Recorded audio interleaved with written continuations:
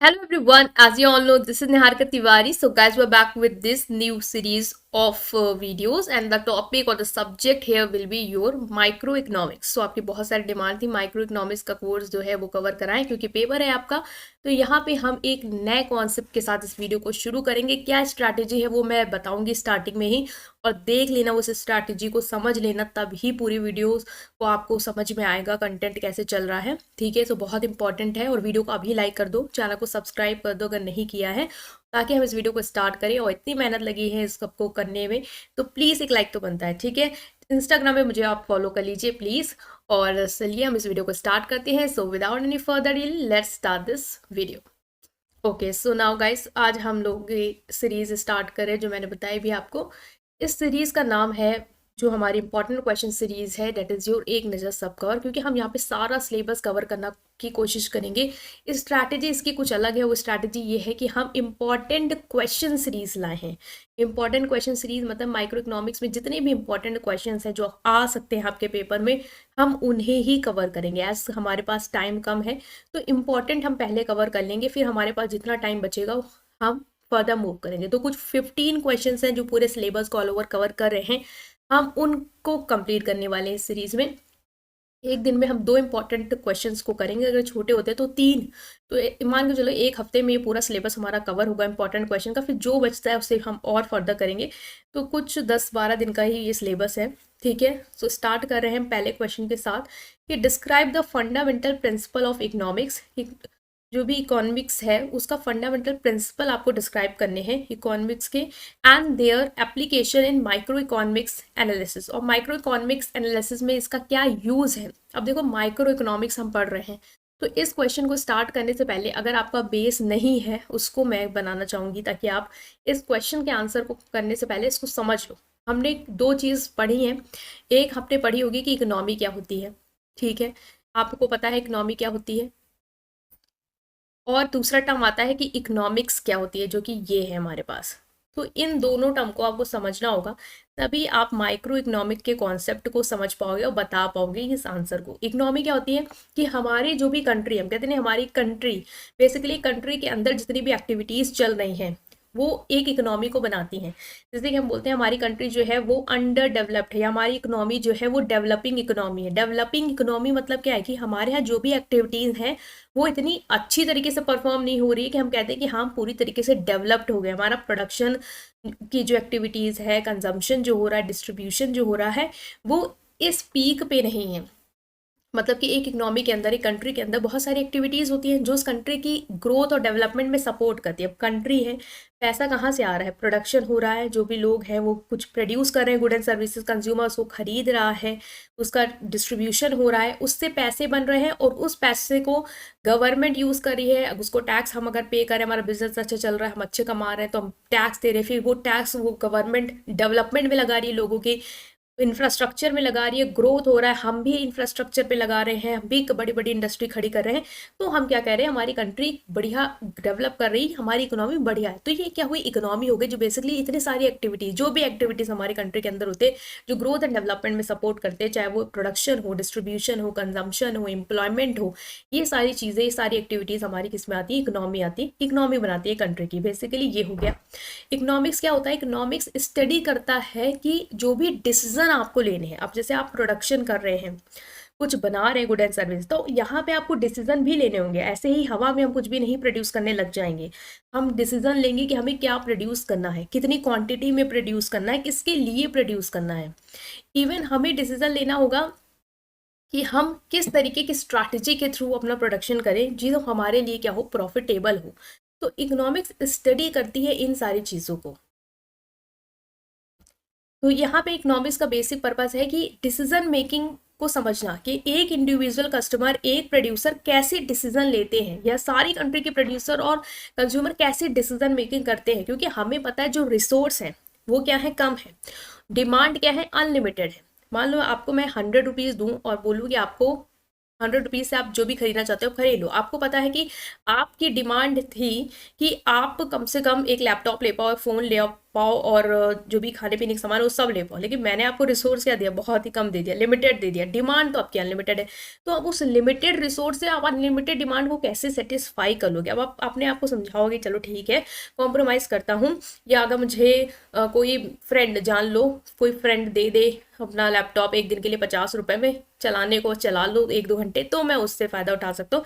एक मतलब तरीका हो सकता है अपनी डिमांड को सेटिस्फाई करें, या मैं खाने पीने के सामान ही ले लेता हूँ, वही है, बाकी इग्नोर मारो।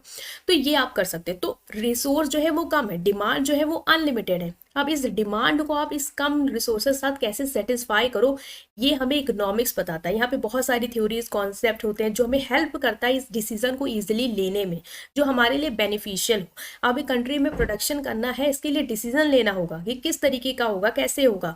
तो इस डिसीजन के लिए बहुत सारी थ्योरीज और कॉन्सेप्ट हम पढ़ेंगे इकोनॉमिक्स में, जो हमें हेल्प करता है इस डिसीजन को लेने के लिए, जो हमारी चीज़ को ईजी बना देता है। अब लोग अच्छा डिसीजन लेंगे तभी तो एक कंट्री की ग्रोथ और डेवलपमेंट हो पाएगा। तो ये एक क्या है, एक बेस है जो आपको बनाना पड़ेगा अगर आप ये टॉपिक पढ़ रहे हो इकोनॉमिक्स वाला, क्योंकि अगर आपको यही नहीं पता होगा तो हवा में आपके सब घूमेगा कि माइक्रो इकोनॉमिक्स क्या है। अब जैसे इकोनॉमिक्स जो है वो डिसीजन को अंडरस्टैंड कराता है हमें, कि हम मतलब वो अंडरस्टैंड करते हैं कि कैसे लोग डिसीजन लेते हैं। रिसोर्सेज कम है, डिमांड अनलिमिटेड, तो अब नाउ डिसीजन कैसे लोगे, बेस्ट से बेस्ट डिसीजन अब कैसे लोगे कि आप कम से कम में ज़्यादा अचीव कर पाओ। इसी तरीके से जो माइक्रो इकोनॉमिक्स होता है वो आप देखना ना, माइक्रो माइक्रो मतलब जब आप इसी डिसीजन को छोटे लेवल तक रखते हो, मतलब कि ये डिसीजन जो आप अंडरस्टैंड कर रहे हो वो एक इंडिविजुअल फर्म के बस समझ रहे हो, एक इंडिविजुअल कस्टमर का डिसीजन समझ रहे हो, उसको जब एनालाइज कर रहे हो तो वो होता है माइक्रो इकोनॉमिक्स। लेकिन जब आप बड़े लेवल पे करते हो, पूरे कंट्री कैसे डिसीजन ले रही है, पूरे कंट्री के प्रोड्यूसर कैसे डिसीजन ले रहे हैं, कंट्री के कस्टमर कैसे अपनी डिसीजन मेकिंग करते हैं, जब इस बड़े लेवल पे हम चीज़ें देखते हैं तो वो होता है मैक्रो इकोनॉमिक्स। तो माइक्रो इकोनॉमिक्स का बेसिक क्या है कि ये पता लगाना कि एक इंडिविजुअल फर्म, एक इंडिविजुअल कस्टमर कैसे अपने डिसीजन, मेजर डिसीजन लेता है, क्योंकि हमें पता है रिसोर्स कम है, हमें पता है डिमांड ज़्यादा है, तो बेस्ट डिसीजन लेने का क्या तरीका हो सकता है। तो यहाँ पे माइक्रो इकोनॉमिक्स में हम बहुत सारे टूल्स स्टडी करते हैं, थ्योरी कॉन्सेप्ट समझते हैं, जो हमारे डिसीजन को ईजी कर देते हैं, क्योंकि एक फर्म को ऐसा ही डिसीजन लेना होगा जिससे कंट्री की ग्रोथ हो पाए, जिससे उसका भी प्रॉफिट मैक्सिमाइज हो पाए। ठीक है, तो आई थिंक ये बेस जो था वो क्लियर होगा, और जो लोग भी इस बेस को इग्नोर कर रहे हैं उनका फिर आगे कुछ नहीं हो सकता, क्योंकि फिर आपको आगे कुछ समझ में आना ही नहीं है। तो अब हम इसके आंसर को मूव कर रहे हैं कि माइक्रो इकोनॉमिक्स के हमने क्वेश्चन किया था कि फंडामेंटल प्रिंसिपल आपको इकोनॉमिक्स के बताना है। इकोनॉमिक्स में कुछ प्रिंसिपल्स हैं जो हम माइक्रो इकोनॉमिक्स में अप्लाई करते हैं। ठीक है, इंडिविजुअल की डिसीजन मेकिंग को समझने के लिए इन प्रिंसिपल को अप्लाई करते हैं। वो कौन से कॉन्सेप्ट हैं जो इकोनॉमिक्स के हैं? पहला स्कार्सिटी, जो मैंने आपको बताया भी कि स्कार्सिटी बेसिकली क्या है, एक इकोनॉमिक प्रॉब्लम है। हमें पता है हमारे जो रिसोर्सेज हैं वो लिमिटेड है, और इतना ही नहीं, वो लिमिटेड तो है अनलिमिटेड वांट्स और नीड के अकॉर्डिंग, इतना ही नहीं बल्कि उनके यूज़ भी अल्टरनेटिव है। मतलब कि अगर आपके पास 100 रुपये नोट का नोट है, आपकी डिमांड है कि आप बहुत सारी चीज़ें खरीद पाओ, तो आपके पास उस 100 रुपये को इन्वेस्ट करने के बहुत सारे सोर्सेज होंगे। आप चाहो तो उस 100 रुपये से खाने पीने का लो, कुछ स्टेशनरी ले लो, आप घूम फिर आओ, कोई पार्क घूम लो, तो अलग अलग सोर्सेज भी हैं। तो अब किस में इन्वेस्ट किया जाए जिससे हमें अच्छा सा सेटिस्फेक्शन मिल पाए, वो क्या है, एक डिसीजन मेकिंग पावर है जो आपकी माइक्रो इकोनॉमिक्स हेल्प कर रही है। और स्कार्सिटी क्या है, इकोनॉमिक प्रॉब्लम है जिसका कॉन्सेप्ट हम माइक्रो इकोनॉमिक्स में लगाते हैं। अपॉर्चुनिटी कॉस्ट है।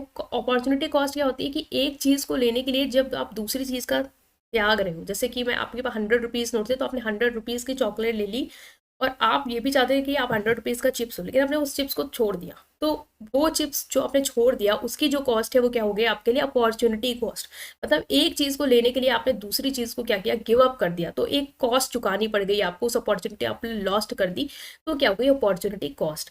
ठीक है, micro economics analysis, opportunity cost is crucial in decision making as individual firm must weigh the benefit of one choice against the cost and benefit of the alternative. और opportunity cost का principle हम micro economics में लगाते हैं, क्योंकि micro economics में जो भी इंडिविजुअल फर्म होते हैं वो अपॉर्चुनिटी कॉस्ट को कंसिडर करके अपना डिसीजन लेते हैं। अब मुझे कोई डिसीजन लेना है अपने लेवल पे, तो मैं देखूंगी कि क्या मेरे लिए ज़्यादा बेनिफिशियल है, तो मैं उस ऑप्शन को लूंगी और दूसरे वाले को छोड़ दूंगी। तो अपॉर्चुनिटी कॉस्ट भी मेरी हेल्प करेगा इस चीज़ में, इस फाइंड आउट करने में कि मुझे क्या डिसीजन लेना है। मार्जिनल एनालिसिस वाला कॉन्सेप्ट हमारा इकोनॉमिक्स का कॉन्सेप्ट है, ये भी हम माइक्रो इकोनॉमिक्स में अप्लाई करते हैं। Marginal analysis focus on incremental changes is cost and benefit when making decision. Marginal analysis हमें बताती है कि जैसे कि मान लो हम अभी 10 यूनिट प्रोड्यूस कर रहे थे किसी चीज़ की, 10 यूनिट ऑफ हम लिप बाम प्रोड्यूस कर रहे थे। फिर हमें क्या लगा कि हम अगर हमने सोचा कि अगर मैं 2 यूनिट और प्रोड्यूस कर दूँ इसकी, तो क्या होगा, क्या मुझे इससे फायदा हो सकता है, क्या वो 2 यूनिट और बेच के मेरा ज़्यादा प्रॉफिट हो सकता है, या फिर उस 2 यूनिट से मेरी कॉस्ट बढ़ जाएगी और मुझे नुकसान होगा। तो ये एक प्रोड्यूसर इस चीज़ का डिसीजन ले पाए, इसलिए माइक्रो इकोनॉमिक्स में मार्जिन एनालिसिस वाला कॉन्सेप्ट भी आएगा।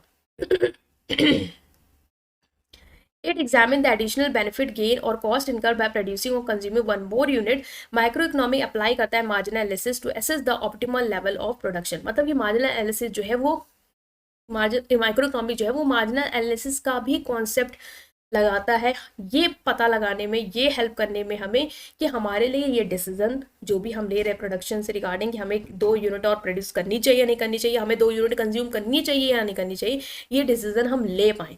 तो ये जो भी आप देख रहे हैं ना यहाँ पे कॉन्सेप्ट, ये सब क्या है, इकोनॉमिक्स के प्रिंसिपल है, इकोनॉमिक्स में ये सब चीज़ें हमने पढ़ी भी हैं।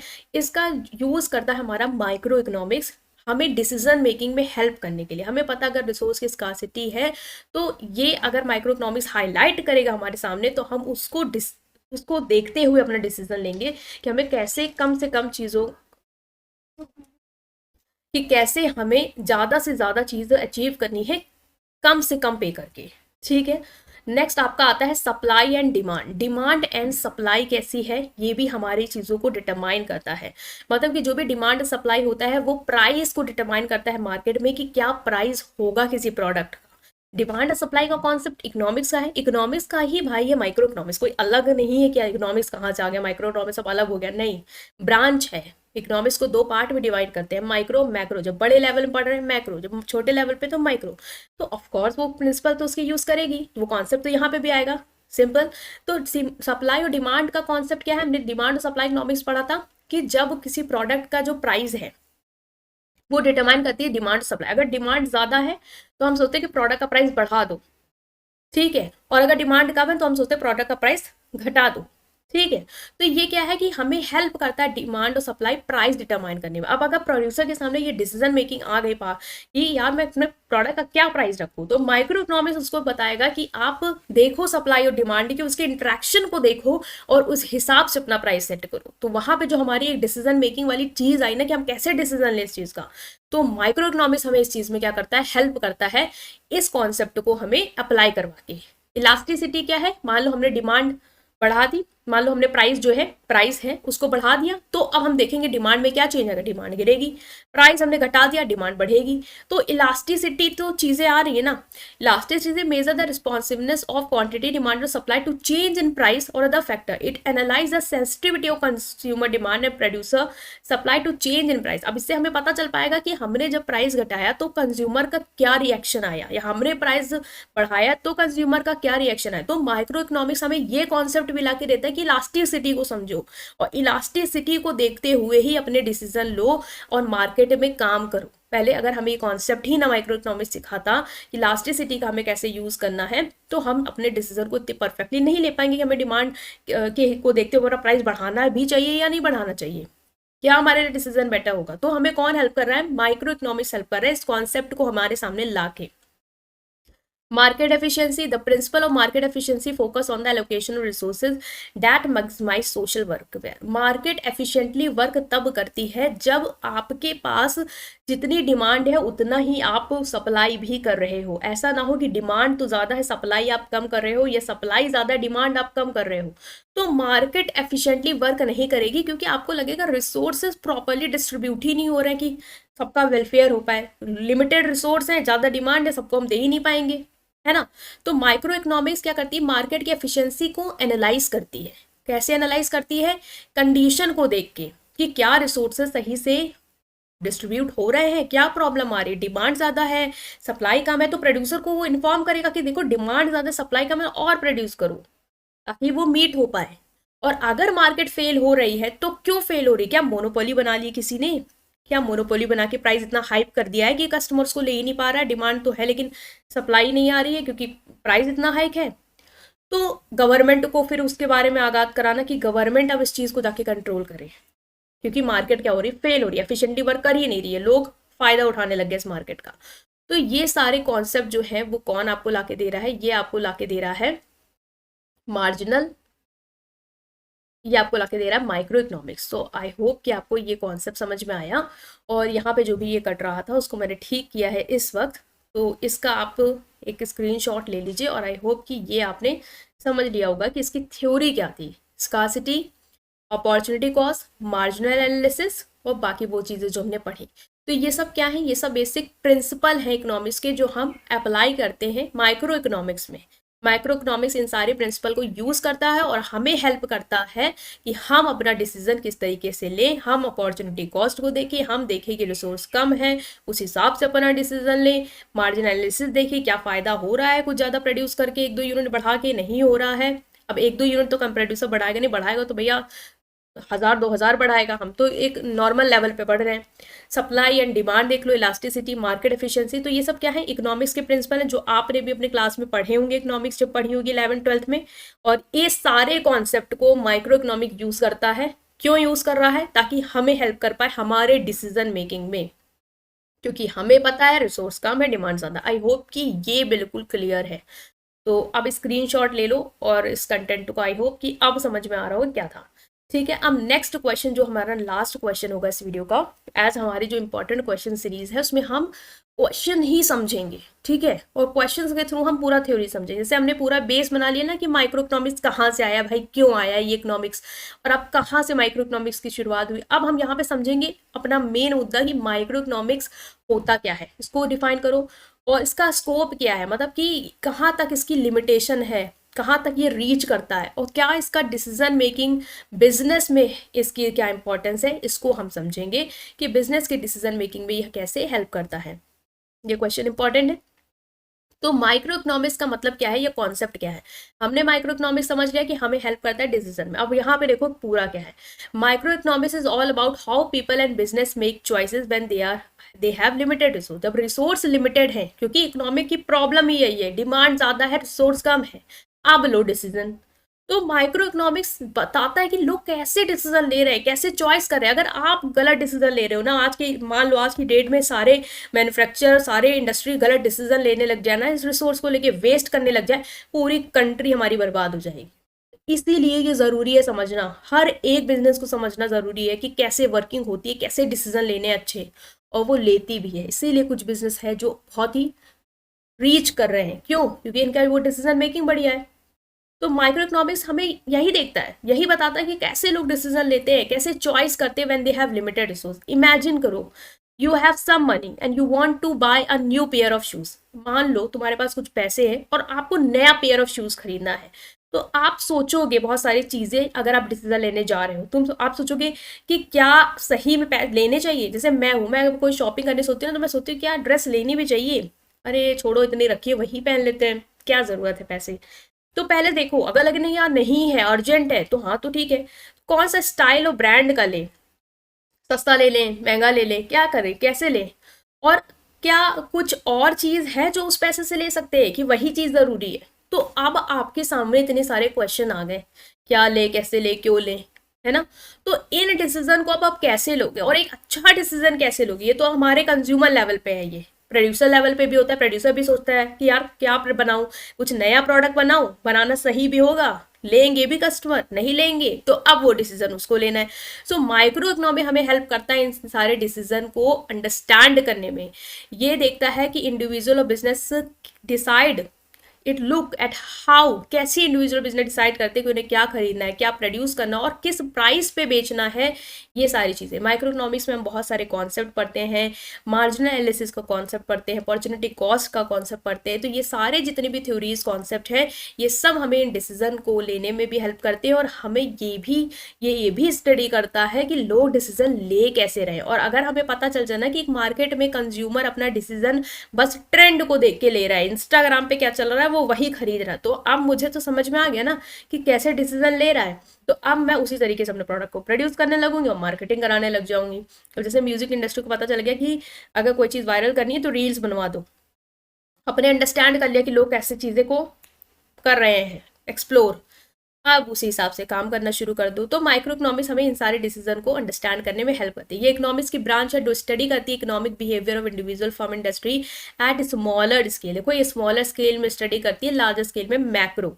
It focus on analysis of how individual and business make decision regarding the allocation of scarce resources and how this decision impact the prices, production and consumption. ये हमें हेल्प करती है ये दिखाने में कि कैसे इंडिविजुअल डिसीजन ले रहा है, रिसोर्सेज कम है, डिमांड ज़्यादा है, तो उसका कैसे डिसीजन है, कैसे वो प्राइस को सेट कर रहा है, और कैसे उसका जो डिसीजन है उसके प्रोडक्शन पे भी असर ला के दे रहा है, कंजप्शन पे भी असर डाल रहा है। मान लो डिसीजन ले लिया मैंने कि मैं जो है वो प्रोड्यूस करूँगी कोई बहुत ही अल्ट्रा और ऐसा फ़ोन जो कि मतलब धमाका कर दे, उड़ता हुआ आसमान में, ऐसा कोई फ़ोन मान लो कुछ भी है। तो अब मैंने डिसीजन सोचा मैं, मेरे पास जो भी रिसोर्स है, जितना भी पैसा, मैं उसमें ही लगा दूंगी। अब क्या हुआ, क्या वो चलेगा मार्केट में, लोग खरीदेंगे? जैसे ग्लास वाला फोन था, ट्रांसपेरेंट, बिल्कुल आर ना पार, तो कुछ दिख ही नहीं रहा है। तो अब देखो आपने तो आपने जितना पैसा था, जितना रिसोर्स है, आपने सब उसी में लगा डाला। तो अब देखो क्या उस डिसीजन जो मैंने लिया उसका क्या असर आ रहा है, लोग कंज्यूम भी कर रहे हैं, खरीद भी रहे हैं, कुछ प्राइस भी मुझे उसका मिल रहा है कि लोग खरीद, जितना मैंने लागत लगा दी उसका मुझे मिल ही नहीं रहा है प्राइस मार्केट में। तो ये असर क्या आ रहा है, ये सब माइक्रो इकोनॉमिक स्टडी करता है। तो माइक्रो इकोनॉमिक का स्कोप क्या है, मतलब कहाँ तक माइक्रो इकोनॉमिक्स फैला है, किस किस चीज़ में हमें माइक्रो इकोनॉमिक्स हेल्प करता है, ये चीज़ें हम यहाँ पे देखेंगे इस वाली में।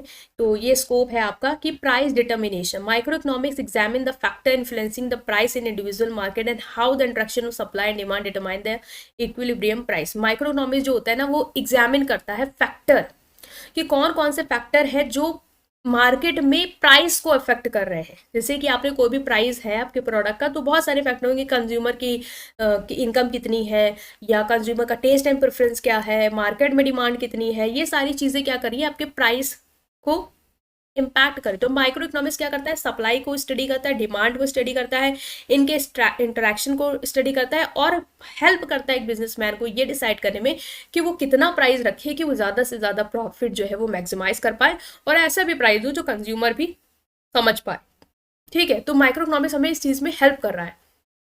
कंज्यूमर बिहेवियर में माइक्रो इकोनॉमी एनालाइज करता है कि कैसे इंडिविजुअल चॉइस बनाते हैं, कैसे वो अपनी इनकम को एलोकेट करते हैं, कैसे वो अपना पैसा खर्च करते हैं, किस किस चीज़ों को वो कंसीडर करते हैं। तो उन सारे फैक्टर को ये स्टडी करता है कि उसकी प्रेफरेंस क्या है, बजट कॉन्स्टेंट क्या है, यूटिलिटी मैक्सिमाइजेशन क्या है, और इसके थ्रू जो भी बिजनेस वाला है वो डिसीजन ले पाता है। मार्जिनल यूटिलिटी वाला जो कॉन्सेप्ट आपने पढ़ा होगा, डेमनिशिंग मार्जिनल यूटिलिटी, पहला चीज़ खाते हो तो आपको बहुत सेटिस्फेक्शन मिलता है, फिर धीरे धीरे उसकी डिमांड क्या होती है, कम होती जाती है। तो ये वाला कॉन्सेप्ट के थ्रू वो बिजनेस के सामने उसको हेल्प करता है ये डिसाइड करने में मेरे प्रोडक्ट के साथ कंज्यूमर कैसे बिहेव करेगा। हो सकता है पहली बार वो चीज़ ले, 2 बार ले, 3 बार ले, फिर वो इतना बोर हो जाए कि उसको खाना वो छोड़ दे।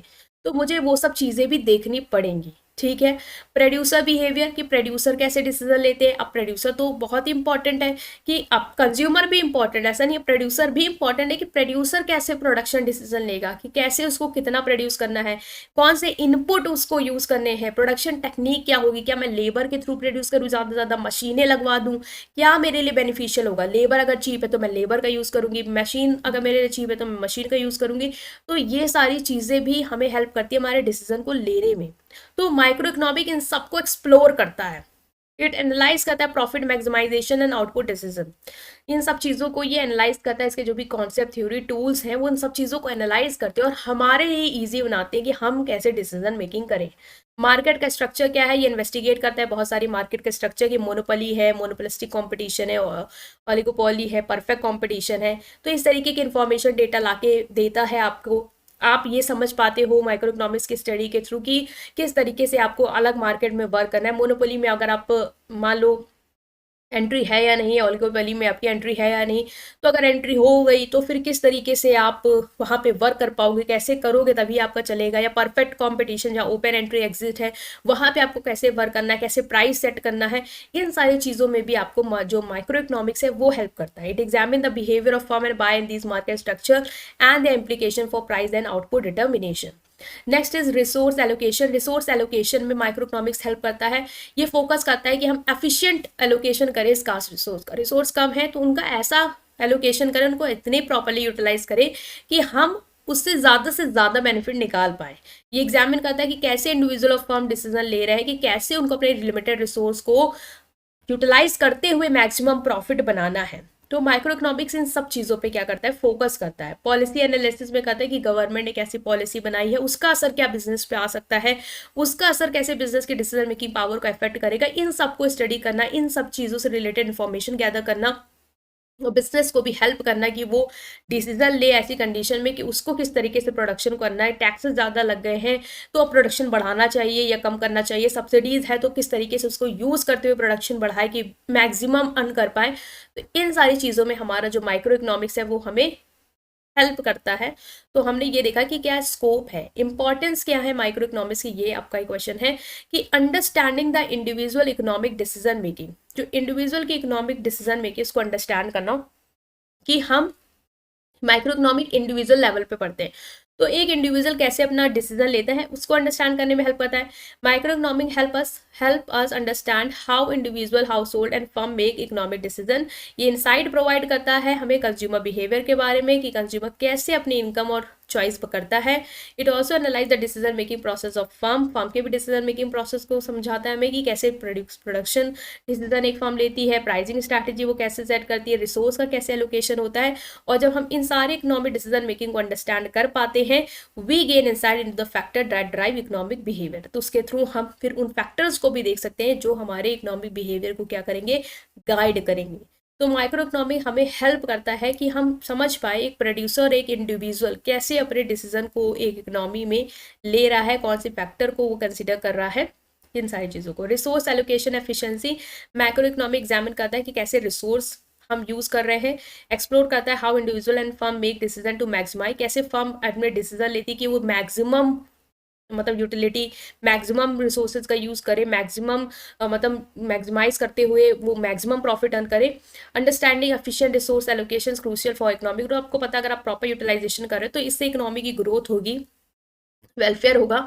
मैक्रोइकोनॉमी help identify condition under which resources are optimally, मतलब ये हमें एक कंडीशन को भी आइडेंटिफाई करने में हेल्प करता है कि कहाँ पे हमारे लिए रिसोर्स को अच्छे से यूटिलाइज करना बेनिफिशियल है, कहाँ पे हम वेस्ट को कम कर सकते हैं। तो इन सब कारी कंडीशन को भी आइडेंटिफाई करने में हमें माइक्रो इकोनॉमिक्स हेल्प करता है। Market dynamics and price determination, micro economics देखो प्राइस के डिटर्मिनेशन में करते हैं, मैंने बताया भी था सप्लाई और डिमांड जो है वो प्राइस सेट करने में हेल्प करते हैं। तो वो स्टडी करता है कि कैसे प्राइस जो है हम सेट करें, कैसे सप्लाई चल रही है, कैसे डिमांड चल रही है, और उसको देखते हुए हम कैसे प्राइस सेट करें कि कंज्यूमर के लिए भी वो सही हो और प्रोड्यूसर के लिए भी वो बेनिफिशियल हो। तो प्राइस डिटर्मिनेशन को हेल्प करने में बहुत सारे कॉन्सेप्ट हैं इसके अंदर जो हमें हेल्प करते हैं कि प्राइस कैसे हमें सेट करना है, ठीक है, ताकि हम ज़्यादा से ज़्यादा अच्छा डिसीजन ले पाए, ज़्यादा से ज़्यादा प्रोडक्ट बेच पाएँ, प्रॉफिट कर पाएँ। मार्केट स्ट्रक्चर एंड कॉम्पिटिशन, वही सारी चीज़ें जो हमने स्कोप में पढ़ी वो आप इंपॉर्टेंस में भी लिख सकते हो, ठीक है। माइक्रोइकोनॉमी एनालाइज करता है डिफरेंट मार्केट स्ट्रक्चर, जैसे कंपटीशन है, perfect monopoly. It examine the behaviour of firm buyer under this market, वो कैसे बिहेव कर रहे हैं, मार्केट स्ट्रक्चर को समझना जो मैंने अभी बताया था आप लोग को, वही सारी चीज़ें हैं इसमें भी कि इसमें क्या इंपॉर्टेंस है, ठीक है। नेक्स्ट आ रहा है आपका policy analysis and design. Microeconomic जो है वो पॉलिसी एनालिसिस और डिज़ाइन में हेल्प करता है कि पॉलिसी कैसे हमें एनालाइज करनी है, गवर्नमेंट का क्या इंटरवेंशन है, गवर्नमेंट के रूल्स एंड रेगुलेशन क्या है, क्योंकि एक प्रोड्यूसर अपना जो डिसीजन है कि कितना प्रोड्यूस करना है वो गवर्नमेंट के भी टैक्सेस को, गवर्नमेंट के भी रूल्स एंड रेगुलेशन को देखते हुए करेगा। अगर उसको सब्सिडीज़ मिल रही है और बेनिफिट मिल रहा है गवर्नमेंट की साइड से कि अगर आप इतना ज़्यादा और प्रोड्यूस करते हो तो आपको और फायदा होगा, तो हम उस हिसाब से अपनी चीज़ें करेंगे। Microeconomics gain insight into consequence of different policy measure, allowing policy maker to design policies to promote efficiency, address market failure and enhance overall welfare. Microeconomics जो है वो हमें एक insight देता है कि कैसे अलग अलग पॉलिसी जो है वो हमारे यहाँ पे असर डाल रही है मार्केट में, और हम कैसे उन्हें डिज़ाइन करें कि मार्केट में जो भी प्रॉब्लम है वो ना आए, जो भी फेल हो रही है मार्केट, मोनोपोली अगर बनी उसको हम कैसे ख़त्म करें, एफिशिएंट मार्केट कैसे बनाए कि सबका वेलफेयर हो पाए। तो इन सारी चीज़ों से रिलेटेड डेटा, इन सारी चीज़ों के बारे में कैसे हमें वर्क करना है वो सब हम माइक्रो इकोनॉमिक्स के थ्रू अंडरस्टैंड कर पाते हैं। बिजनेस डिसीजन मेकिंग, बिजनेस कैसे डिसीजन ले। Micro economics is vital for business as it help them make informed decision. It provide a framework for analyzing market condition, understanding consumer behavior, determining optimal pricing and production strategy, ये एक framework provide करता है business को कि वो analyse कर पाए market की कंडीशन, की मार्केट में क्या चल रहा है, कंज्यूमर कैसे बिहेव कर रहा है, उसका प्रेफरेंस क्या है, उसका टेस्ट क्या है, प्रोडक्शन स्ट्रैटेजी कैसे हो सकती है, कॉम्पिटिशन में लोग क्या कर रहे हैं, इन सब चीज़ों को आइडेंटिफाई करना, उसके बाद अपना डिसीजन लेना, ताकि आप अपने ऑपरेशन के थ्रू ज़्यादा से ज़्यादा प्रॉफिट मैक्सिमाइज कर पाओ। और मैक्रो इकोनॉमिक्स के लिए फाउंडेशन सर्व करती है। माइक्रो इकोनॉमिक्स जो है वो माइक्रो इकोनॉमिक्स के लिए फाउंडेशन है। हमें पता है माइक्रो इकोनॉमिक्स में हम इंडिविजुअल लेवल पे चीज़ें पढ़ रहे हैं। जब हम इन्हीं चीज़ों का कलेक्शन कर देते हैं, सम अप कर देते हैं, ओवरऑल अंडरस्टैंड करते हैं इकोनॉमिक का बिहेवियर का, तो वो आ जाती है हमारी मैक्रो इकोनॉमिक्स। तो उसके लिए बेस कौन प्रोवाइड कर रहा है, उसके लिए बेस जो है वो माइक्रो इकोनॉमिक्स। जब हम इंडिविजुअल चीज़ों को पढ़ पाते हैं तभी हमारे लिए ईजी होता है कि हम एग्रीगेट भी समझ पाएँ कि पूरा इकोनॉमी कैसे वर्क कर रही है, सब लोग किस तरीके से डिसीजन ले रहे हैं। तो ये हमें हेल्प करता है हमारा मैक्रो, तो एक फाउंडेशन तैयार कर देती है माइक्रो इकोनॉमिक्स मैक्रो के लिए। ठीक है, तो ये था हमारा कॉन्सेप्ट जो कि हमने यहाँ पे पढ़ा इंपॉर्टेंट क्वेश्चंस के अंदर। आई होप कि समझ में आया होगा आपको, और अगर आपको कोई डाउट है उसे आप कमेंट सेक्शन में पूछेंगे। ठीक है, सो इस वीडियो का नेक्स्ट पार्ट के लिए आपको वेट करना है। सो इसको लाइक करें, चैनल को सब्सक्राइब करें। Thank you.